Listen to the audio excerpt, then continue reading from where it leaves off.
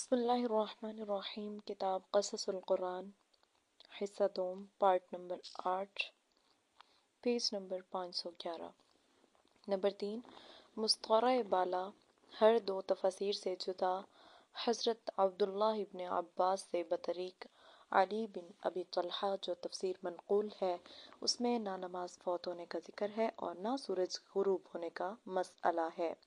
اور نہ گھوڑوں کے ذبح کر دینے کا واقعہ زیر بحث آیا ہے، بلکہ واقعہ کی صورت اس طرح ذکر کی گئی ہے کہ جہاد کی ایک مہم کے موقع پر ایک شام کو حضرت سلیمان علیہ السلام نے جہاد کے گھوڑوں کو اسطبل سے لانے کا حکم دیا۔ جب وہ پیش کیے گئے تو آپ کو چونکہ گھوڑوں کی نسلوں اور ان کے ذاتی اوصاف کا علم کا کمال حاصل تھا،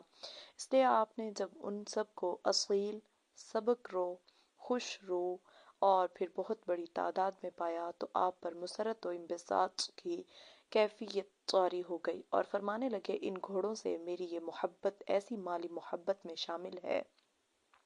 جو پروردگار کے ذکر ہی کا ایک شعبہ ہے۔ حضرت سلیمان علیہ السلام کے اس غور و فکر کے درمیان گھوڑے اسطبل کو روانہ ہو گئے، چنانچہ جب انہوں نے نظر اوپر اٹھائی تو وہ نگاہ سے اوجھل ہو چکے تھے۔ آپ نے حکم دیا ان کو واپس لاؤ۔ جب وہ واپس لائے گئے تو حضرت سلیمان علیہ السلام نے محبت اور آلات جہاد کی حیثیت سے عزت و توقیر کی خاطر ان کی پنڈلیوں اور گردن پر ہاتھ پھیرنا اور تھپتھپانا شروع کر دیا اور ایک ماہر فن کی طرح ان کو مانوس کرنے لگے۔ گویا اس تفسیر کے مطابق آیت انی احببت حب الخیر عن ذکری ربی کا ترجمہ یہ ہوا، بے شبہ میری محبت مال جہاد کے گھوڑوں کی محبت ذکر خدا ہی میں سے ہے۔ تفسیر ابن کثیر جلد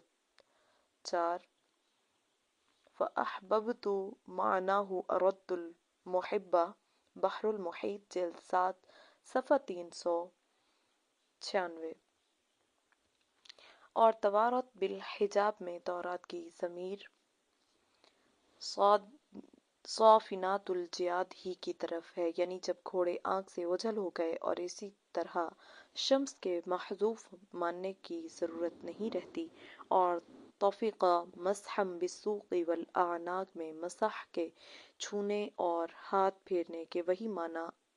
عام ہے جو لغت میں بہت مشہور ہیں۔ فتح الباری جلد 6، صفحہ 356 و تاریخ ابن کثیر جلد 2، صفحہ 25۔ ابن جریر طبری اور امام رازی اسی تفسیر کو راجح اور قرین صواب سمجھتے ہیں اور کہتے ہیں کہ جب گھوڑوں کی تعداد ہزاروں تھی اور وہ جہاد کے لیے تیار کیے گئے تھے، اور یہ بھی ظاہر ہے کہ اگر حضرت سلیمان علیہ السلام کی نماز فوت ہو گئی تھی تو اس میں ان حیوانوں کی کوئی غلطی نہ تھی، ان کا کوئی قصور نہ تھا جو ان کو عذاب دیا جاتا۔ بس ان امور کے پیش نظر آیات کی وہ تفسیر صحیح نہیں ہو سکتی جن کی نسبت حضرت علی کی جانب کی جاتی ہے۔ محاکمہ روایات اور اقوال مفسرین کے مطالعہ کے بعد ہمارے نزدیک ابن جریر اور امام رازی کا پسندیدہ قول ہی قابل ترجیح اور قرین صواب ہے، اس لیے کہ نہ اس میں محذوف ماننے کی ضرورت پیش آتی ہے اور نہ حضرت سلیمان علیہ السلام کی طرف ایسے عمل کی نسبت ہوتی ہے جو عقلاً نامناسب معلوم ہوتا ہے۔ اور ابن کثیر نے ابن جریر کے اعتراض کا جو جواب اس سلسلہ میں دیا ہے وہ بھی تاویل بعید سے زیادہ حیثیت نہیں رکھتا، کیونکہ ایک اولو العزم پیغمبر کے اس واقعہ میں کوئی ایسی وجہ وجہ نہیں ہے کہ جس کے پیش نظر 10 یا 20 ہزار گھوڑوں کو اس طرح ذبح کر دیا جائے، اور یہ کہہ دینا کہ شاید ان کی ملت میں اس قسم کا عمل رائج اور پسندیدہ سمجھا جاتا ہو، بے دلیل بات ہے۔ اسی طرح ابن کثیر کا یہ قول کہ حضرت سلیمان علیہ السلام نے جب اپنی غفلت کی مکافات میں ہزاروں بہترین گھوڑوں کو ذبح کر دیا تو اللہ تعالیٰ نے ان کو اس عوض میں ہوا کو مسخر کر دیا، اگرچہ دلچسپ ضرور ہے لیکن قرآن عزیز کے بیان سے مطابقت نہیں رکھتا، اس لیے کہ واقعہ زیر بحث ایک جدا واقعہ ہے جس کے ذیل میں قرآن عزیز نے معمولی سا بھی اشارہ ایسا نہیں کیا جس سے تسخیر ہوا کے معاملہ کا اس سے تعلق ظاہر ہوتا ہو، حالانکہ قرآن عزیز کے عام طرز بیان کے مطابق آیات زیر بحث میں ہی یہ ذکر آنا چاہیے تھا کہ چونکہ حضرت سلیمان علیہ السلام نے ہماری خوشنودی میں ایسا کیا، اس لیے ہم نے اس کے عوض میں اتنا بڑا انعام دیا کہ ہوا کو مسخر کر دیا، مگر اس کے برعکس تسخیر ہوا کے مسئلہ کو ایک دوسرے واقعہ کے ساتھ متعلق کیا ہے جو حضرت سلیمان علیہ السلام کی آزمائش سے تعلق رکھتا ہے۔ یعنی جب حضرت سلیمان علیہ السلام نے اللہ تعالیٰ سے مغفرت طلب کی تو ساتھ ہی یہ دعا بھی مانگی کہ ان کو ایسی حکومت عطا ہو جو ان کے علاوہ پھر کسی اور کو نصیب نہ ہو، اور یہ دعا اللہ تعالیٰ نے اس طرح قبول فرمائی کہ جنوں، حیوانات اور ہوا کو ان کے لیے مسخر کر دیا۔ سورہ صاد۔ غرض صافنات الجیاد کے واقعہ کے بعد نہ حضرت سلیمان علیہ السلام کا گھوڑوں کی سواری کو ترک کر دینا اور میدان جہاد میں ان سے کام نہ لینا ثابت ہے، اور نہ تسخیر جن و ہوا کا اس معاملہ سے کوئی تعلق ہے، اور نہ آیت میں شمس کا کوئی تذکرہ ہے، اور نہ اتنی کثیر تعداد میں عمدہ گھوڑوں کا بیک وقت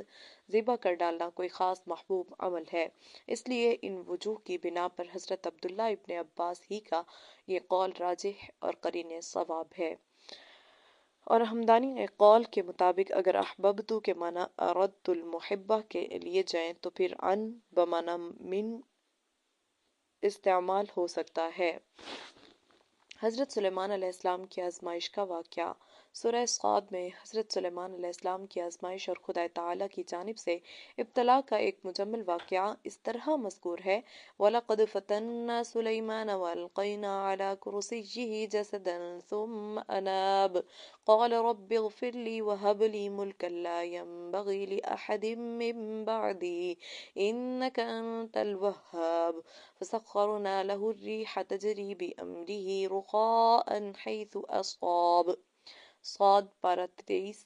رکوع نمبر 3۔ اور بے شک ہم نے سلیمان کو آزمایا اور ڈال دیا ہم نے اس کی کرسی پر ایک جسم، پھر وہ اللہ کی جانب رجوع ہوا، کہا اے پروردگار مجھ کو بخش دے اور مجھ کو ایسی حکومت عطا کر جو میرے بعد کسی کو میسر نہ آئے، بے شبہ تو ہی بخشنے والا ہے۔ تب ہم نے اس کے لیے ہوا کو مسخر کر دیا کہ وہ اس کے حکم سے نرم رفتار سے چلتی تھی جہاں وہ پہنچنا چاہتا۔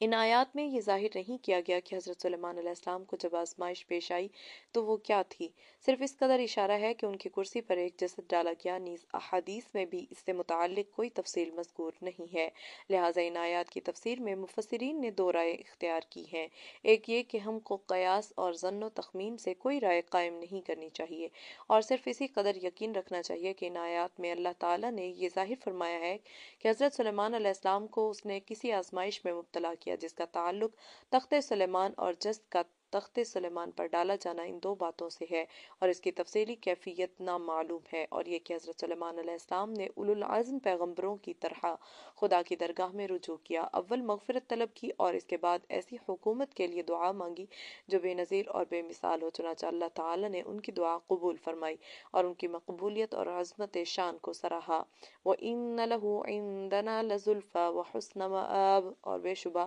اس کے لیے ہمارے پاس تقرب ہے اور عمدہ مقام۔ آیات زیر بحث کی تفسیر میں یہ رواں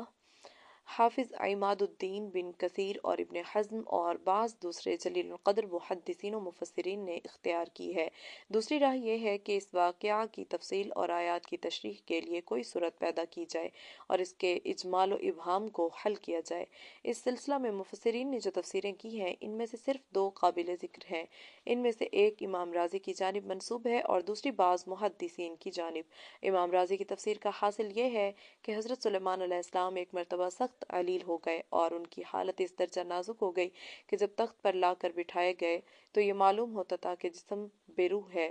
اس کے بعد اللہ تعالیٰ نے ان کو صحت عطا فرمائی۔ جب وہ تندرست ہو گئے تو خدا تعالیٰ کا شکر بجا لاتے ہوئے اول انہوں نے پیغمبرانہ شان کے مطابق مغفرت طلب کی اور اپنی بیچارگی کا اظہار کیا، پھر دعا مانگی کہ خدایا مجھ کو لاسانی حکومت عطا فرما۔ تفسیر آیت سورہ صاد۔ رازی رحمۃ اللہ علیہ کی اس تفسیر کبیر سورہ صاد کے مطابق آیت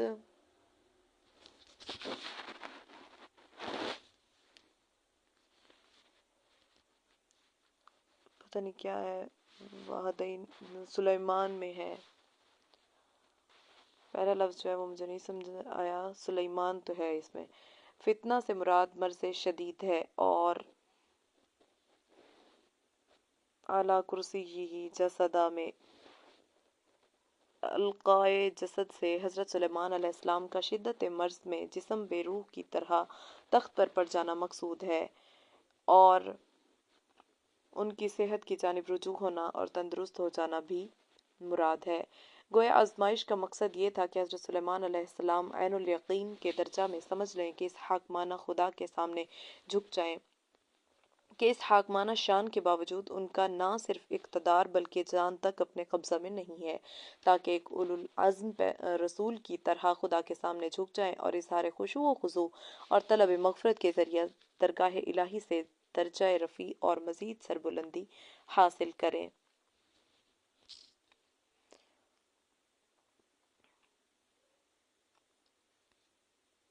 बाज़ मुहद्दिसीन ने इन आयात की तफसीर में ये कहा है कि एक मरतबा हज़रत सुलेमान अलैहिस्सलाम ने ये सोचा कि मैं इस शब में अपने हरम के साथ अज़दवाजी से फरीज़ा अदा करूँ तो मेरी हर एक बीवी से लड़का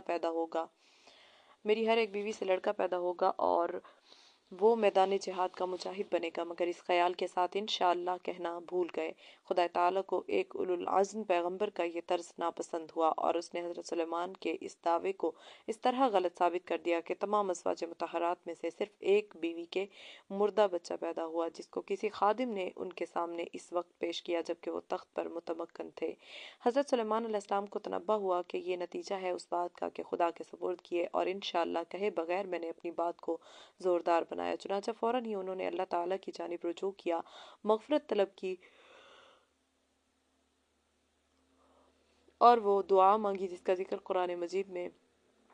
अजीज़ में बसराहत मौजूद है। मुहद्दिसीन अपनी इस तफसीर की दलील में बुखारी और मुस्लिम की वो हदीस पेश करते हैं जो ज़ैल में दर्ज है और इसी को अपनी तफसीर की सनद बनाते हैं। मुफस्सिर अबू सऊद और सैयद महमूद आलूसी ने भी ये तौजी इख्तियार की है। रूहुल मानी जिल्द 26 अन अबी हुरैरा अनिन नबी सल्लल्लाहु अलैहि वसल्लम क़ाल क़ाल सुलैमान इब्न दाऊद ला तूफ़न लैलता अला सबईना इम्रअतुन तहमिलु कुल्लु इम्रअतिन फारिसा कुल्लु इम्रअतिन फारिसा युजाहिदु फी सबीलिल्लाहि फ़क़ाल लहु साहिबुहु इंशाअल्लाह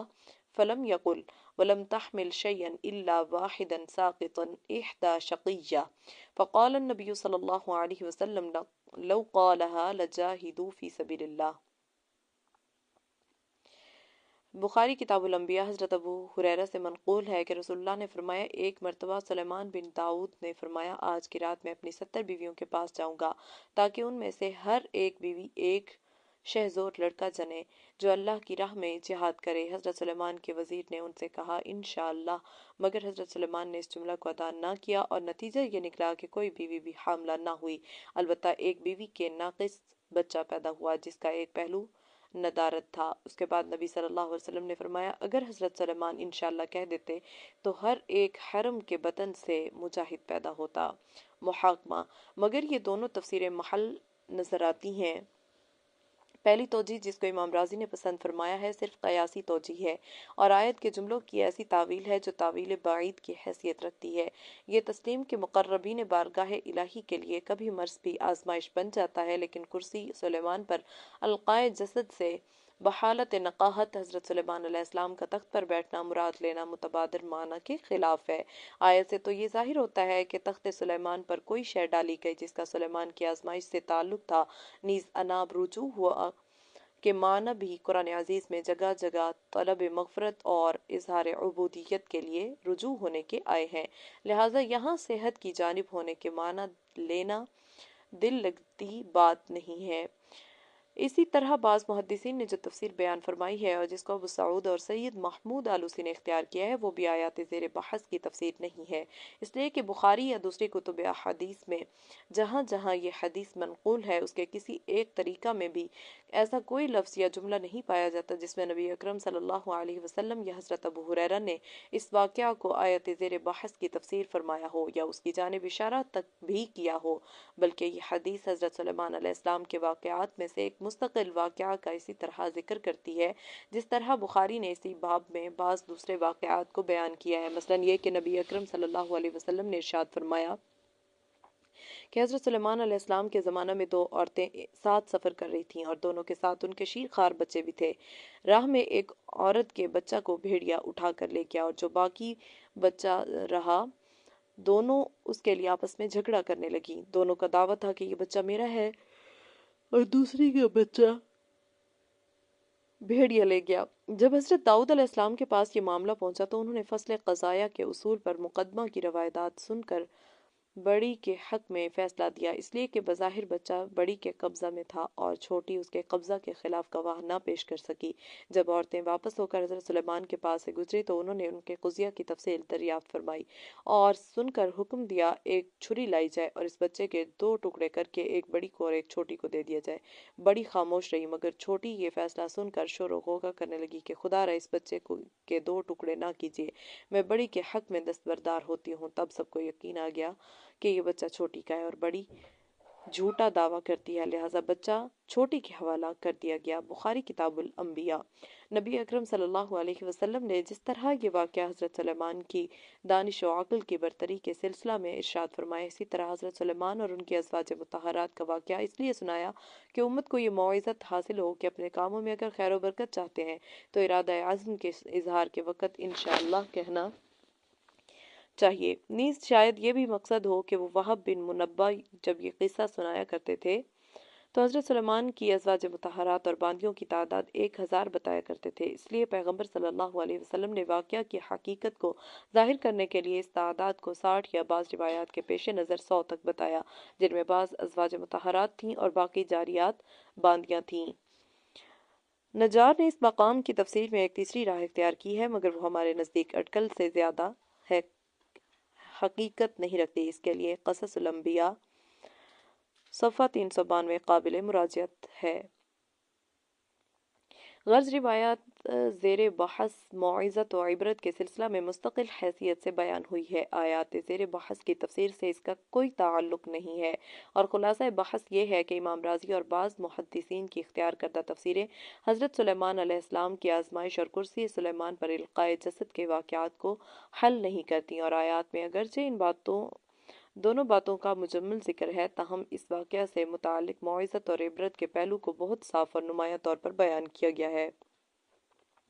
اور قرآن کا واقعات کے تذکرہ سے یہی مقصد ہوتا ہے، لہٰذا ہم کو بھی اس کے موعظت کے پہلو کو سامان عبرت و نصیحت بناتے ہوئے واقعہ کے اجمال پر ہی ایمان رکھنا چاہیے، اور اگر کوئی شخص واقعہ کے اس اجمال پر قلب کو مطمئن نہیں پاتا تو پھر امام رازی کی بیان کردہ تفسیر کو اختیار کرنا زیادہ مناسب ہے۔ ان آیات کی تفسیر میں بیان کردہ تفاسیر کے علاوہ بہت سی ایسی روایات کتب تفاسیر میں درج ہیں جن کا اسلامی روایات سے دور کا بھی تعلق نہیں ہے، اور بلا شبہ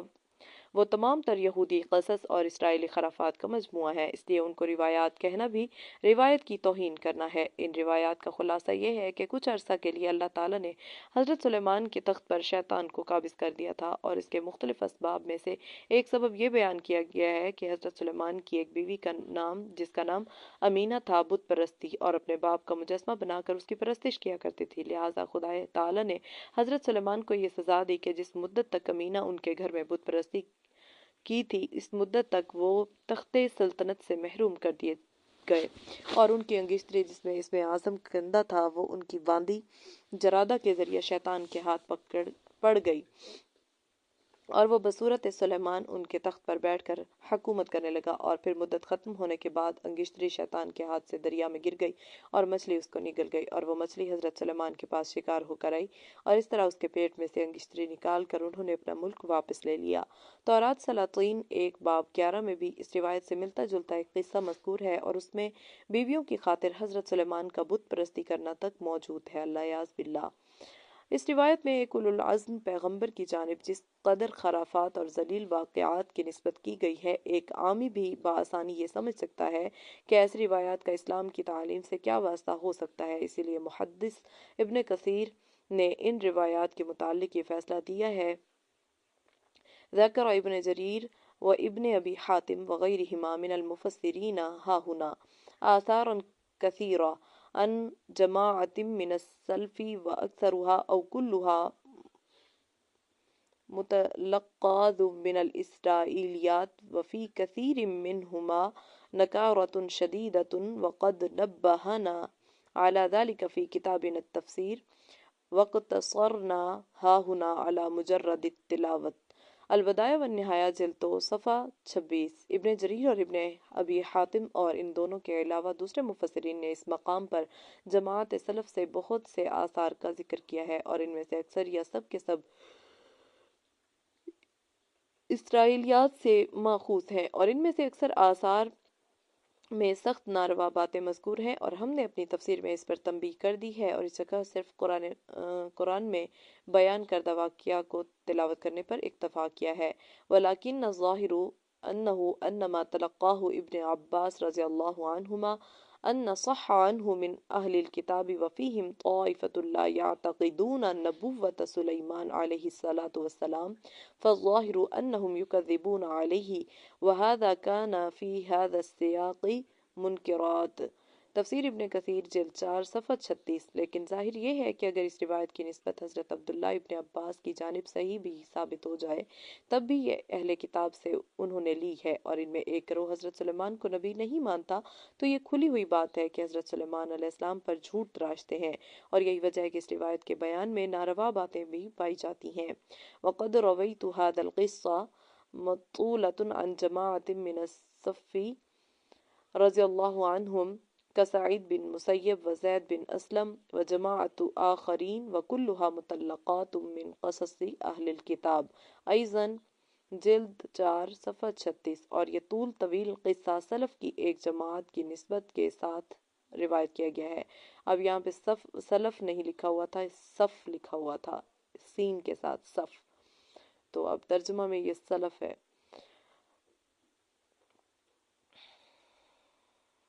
مثلا سعید بن مسیب اور زید بن اسلم اور ان کے علاوہ ایک جماعت سے منقول ہے، اور یہ پورا قصہ از اول تا آخر اہل کتاب کی کہانیوں سے لیا گیا ہے۔ ابن کثیر کے علاوہ امام رازی نے اپنی تفسیر میں، ابن حزم نے الفصل میں، قاضی عیاض نے شفا میں، شیخ بدر الدین عینی نے شرح بخاری میں، ابن حبان نے اپنی تفسیر میں، اور دوسرے جلیل القدر محققین، محدثین اور مفسرین نے اس قصہ سے متعلق روایات کو خرافات اور اہل کتاب کی حضریات ظاہر کر کے اسلامی روایات کے دامن کو اس نجاست سے پاک کیا ہے۔ لشکر سلیمان اور وادی نملہ۔ گزشتہ صفحات میں منطق الطیر کی بحث میں یہ مسئلہ واضح ہو چکا ہے کہ حضرت سلیمان علیہ السلام کو اللہ تعالیٰ نے حیوانات کی بولیاں سمجھنے کا علم عطا فرمایا تھا، چنانچہ اسی سلسلہ کا ایک واقعہ قرآن عزیز میں وادی نملہ چونٹیوں کی بستی سے متعلق اس طرح مذکور ہے۔ ایک مرتبہ حضرت سلیمان جن و انس اور حیوانات کے عظیم الشان لشکر کے جلب میں کسی جگہ تشریف لے جا رہے تھے۔ لشکر کی کثرت کے باوجود کسی طبقہ کے افراد کی بھی یہ مجال نہ تھی کہ وہ اپنے درجہ اور رتبہ کے خلاف آگے پیچھے ہونے کی بے ترتیبی کا مرتکب ہو سکے۔ سب فرمانبردار لشکروں کی طرح حضرت سلیمان کی ہیبت سے اپنے اپنے قرینہ سے فوج در فوج چل رہے تھے کہ لشکر چلتے چلتے ایک ایسی وادی میں پہنچا جہاں چونٹیاں بے شمار تھیں اور پوری وادی ان کا مسکن بنی ہوئی تھی۔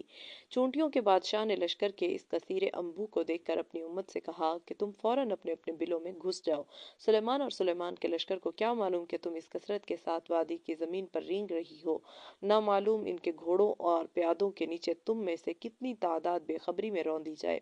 حضرت سلیمان نے چونٹیوں کے بادشاہ کی یہ باتیں سنی تو ان کو ہنسی آ گئی اور اس کے عاقلانہ حکم کی داد دینے لگے۔ اب اس واقعہ کو خود قرآن عزیز سے سنیے۔ وَلَقَدْ آتَيْنَا دَاوُودَ وَسُلَيْمَانَ عِلْمًا وَقَالَ الْحَمْدُ لِلَّهِ الَّذِي فَضَّلَنَا عَلَى كَثِيرٍ مِّنْ عِبَادِهِ الْمُؤْمِنِينَ وَوَرِثَ سُلَيْمَانُ دَاوُودَ وَقَالَ يَا أَيُّهَا النَّاسُ عُلِّمْنَا مَنطِقَ الطَّيْرِ وَأُوتِينَا مِنْ كُلِّ شَيْءٍ إِنَّ